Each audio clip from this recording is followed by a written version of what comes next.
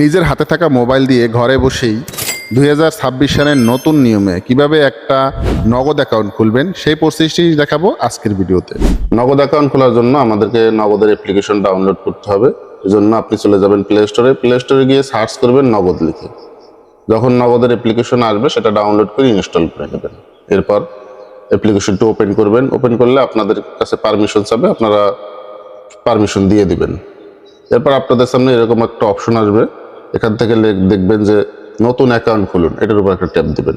Tap দিলে আপনাদের সামনে মোবাইল নাম্বারের একটা অপশন আসবে। এখানে একটা মোবাইল নাম্বার দিবেন, যে মোবাইল নাম্বারটা আপনার ওই মোবাইলে আছে এবং যেই সিমটায় ওটিপি যাবে এরকম একটা সিম দেবেন। মোবাইল নাম্বারটা দিবেন, এরপর পরবর্তীতে যান, এটার উপর একটা ট্যাপ দিবেন। ট্যাপ দিলে এখানে আপনার অপারেটর শো করবে, আপনার সিমটা যেই অপারেটর, রবি হোক বা গ্রামীণ হোক, যেটা হোক সেটা এখান থেকে সিলেক্ট করে দিবেন। দিলে আবার পরবর্তী ধাপের উপর একটা ট্যাপ দিবেন। এখান থেকে আপনি রেগুলারে ধরিয়ে টিক দিবেন। এরপর দেখুন আপনার কাছে এনআইডি কার্ড চাচ্ছে, আপনি উপরের ক্যামেরা অপশনের উপর ট্যাপ দিয়ে প্রথমে এনআইডি কার্ডের ফ্রন্ট পার্ট এবং পরবর্তীতে ব্যাক পার্টের ছবি তুলে দিবেন।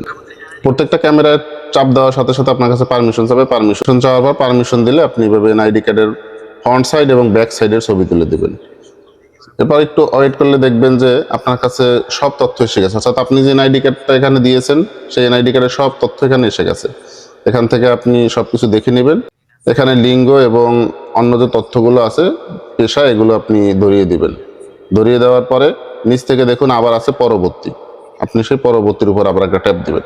ট্যাপ দিলে আপনার সামনে আপনার ফেসের ছবি তোলার জন্য একটা অপশন আসবে।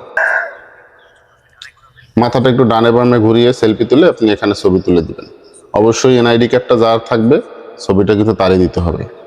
দেওয়ার পরে আমাদের সামনে আবার এরকম একটা অপশন আসবে। এরপর আমাদের সামনে এরকম একটা অপশন আসবে, এখানে মূলত সিগনেচার দিতে হবে। সিগনেচার দেওয়ার জন্য আপনি এখানে কিন্তু মোবাইলের স্ক্রিনের উপরই হাতের আঙুল দিয়ে লিখতে পারবেন। এভাবে আপনি সিগনেচারটা দিয়ে দিবেন। এরপর যদি ভুল হয় তাহলে যে মুছুন, নিচে লেখা আছে, মুছতে পারবেন। আর যদি সঠিক হয় তাহলে যে পরবর্তীর উপর আবার ট্যাপ দিবেন। এরপর দেখবেন আপনার সামনে এরকম একটা অপশন শো করবে, অর্থাৎ এখানে একটা ওটিপি আসবে। আপনার সিমটা যদি এই মোবাইলে থাকে তাহলে অটোমেটিকলি এখানে একটা ওটিপি এসে যাবে। ওটিপি আসলে পরবর্তী ধাপের উপর ট্যাপ দিলে এরকম অপশন আসবে। এখানে মূলত আপনার পিনটা সেট করতে হবে, অর্থাৎ উপরে একটা পিন দেবেন, নিচে পুনরায় আবার সেই একই পিন দেবেন এবং নিচ থেকে সাবমিটের উপর একটা ট্যাপ দেবেন। ট্যাপ দিলে আপনার সামনে আবার পরবর্তীতে একটু ওয়েটিং করার পরে এরকম অপশন শো করবে, অর্থাৎ আপনার যে নগদের যে অ্যাকাউন্টটা সেটা কিন্তু কমপ্লিট হয়ে গেছে। আপনি যে পরবর্তীর উপর ট্যাপ দিবেন, পরবর্তীর উপর ট্যাপ দিলে কিন্তু আপনি অ্যাপসের ভিতরে লগ ইন হয়ে যাবেন। এখন আপনি এই অ্যাপস থেকে নগদে যে কোনো মাধ্যমে লেনদেন করতে পারবেন। আপনি cash out, cash in, mobile recharge সব কিছুই করতে পারবেন।